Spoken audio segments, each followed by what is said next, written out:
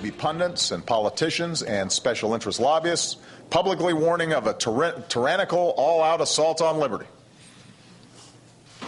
Not because that's true, but because they want to gin up fear or higher ratings or revenue for themselves. Ginning up fear for higher ratings or revenue. That's the NRA playbook. But where are the boundaries? With its new ad, it seems the NRA knows no boundaries. Are the president's kids more important than yours? Then why is he skeptical about putting armed security in our schools when his kids are protected by armed guards at their school? Dragging the president's daughters into the fight. This is beyond the line. The NRA clearly doesn't even know where the line is. The ad comes a day after a new shooting video game was released for 12-year-olds. It's listed as an official NRA licensed product. The NRA has not confirmed or denied the game is theirs. How can any of the NRA people look at themselves in the mirror at night? Joining me now is Congressman Keith Ellison, Democrat from Minnesota. He's co-chairman of the Progressive Caucus. Thank you for coming on the show tonight, Congressman. Yes, sir, Reverend Sharpton, good to be with you. Now, this ad, Congressman, from the NRA, what needs to be done about this? Well, I want them to show it because I think the more American people see it, the more offended they will be by it. They will know that this is a group of unscrupulous people who know no low point, and I think that the public will continue to turn against them as it has been. I mean, the bottom line is the NRA doesn't really represent gun owners. It does not represent gun owners. It represents gun manufacturers. Right. And they don't want to have any reasonable restrictions on guns because every high capacity clip that's sold, perhaps one of their people's selling it. Every accessory, every gun, every AR-15 Bushmaster, one of their people are selling it. And so they're in the business of supporting people who traffic in death. And so they don't want to prevent that, or they don't want anyone to even curtail that. So because, this is not about they're protecting people that feel they need to engage in self-defense for their families or about hunters. You're saying this is the reason why everything has to stay the way it is and nothing can be negotiated. Is they're really working for the guys that are making the money, the manufacturers, and any of their products that are threatened, in many ways threaten their profits. This has nothing to do with regular people. Even the gun owners are victimized here.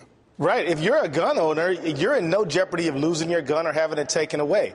But if you make a lot of money selling high-capacity clips, then you might have a problem. This is why they're fighting back so fiercely.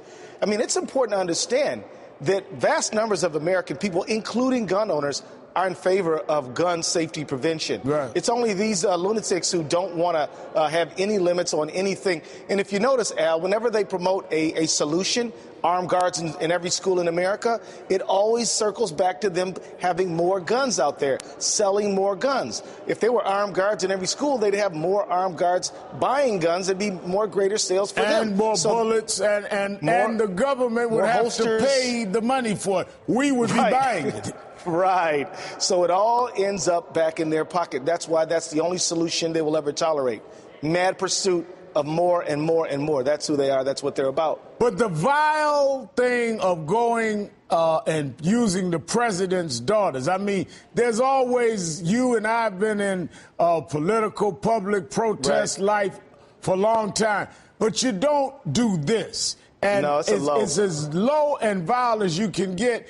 And we're also hearing now people saying, sheriffs saying, others, we're not going to obey the law. I mean, we're going back to states' rights now, where they're trying to nullify federal law. We're not going to listen to a presidential executive order.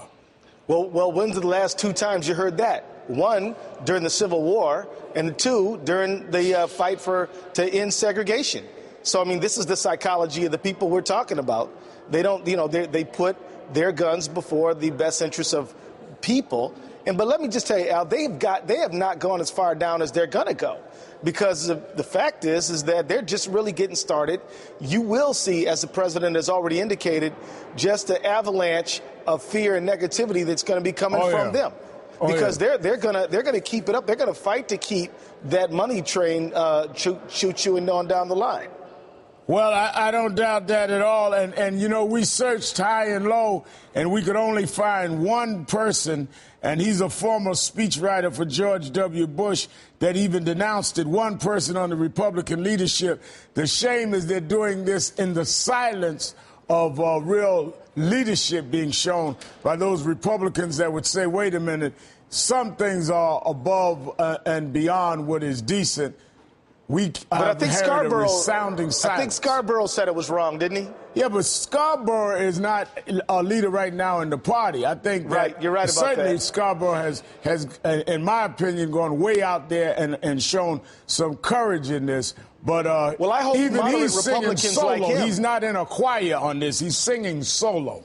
Well, I hope some moderate Republicans like him will join with other folks who want sane, sensible gun violence prevention measures. I mean, law enforcement, gun owners, moderate Republicans, other folks who, really are putting people first. I think we are the overwhelming majority, but we've got to keep our eye on the ball. Just like you say all the time, Rev, you cannot go sleep on these people, because as soon as you do, they're gonna push their agenda. And it's a way out agenda. Anytime you have Keith Ellison and Al Sharpton praising Joe Scarborough, you know how far they've gone.